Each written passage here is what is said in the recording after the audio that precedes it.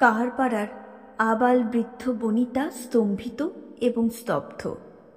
গোটা কাহারপাড়ার আবাল বৃদ্ধ বনিতা স্তম্ভিত এবং স্তব্ধ হয়ে গেল করালির কথা শুনে আর সকৌতুক উচ্চ হাসি দেখে।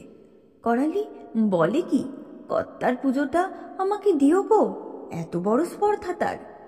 হে ভগবান, হে বাবা কালারুদ্র, হে বাবা ঠাকুর। বনোয়ারি স্থির দৃষ্টিতে দেখছিল করালিকে।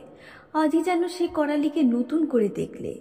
নোয়ার কাজের জন্যে 20 আনা নুড়িটাকে আলোর ছটায় জ্বলতে দেখে মানুষ যেমনভাবে সবিস্ময়ে আগ্রহে সসম্ভ্রমে তাকে ঘুরিয়ে ফিরিয়ে দেখে, তেমনইভাবে দেখলে তাকে বনোয়ারি। ছোড়ার চেহারাটা ছেলেবেলা থেকে মিষ্টি, আজও তাকে দেখে সেই মিষ্টি চেহারার আস্বাদই মনে জাগে। আজ বনোয়ারি তাকে দেখে নতুন আস্বাদ পাচ্ছে।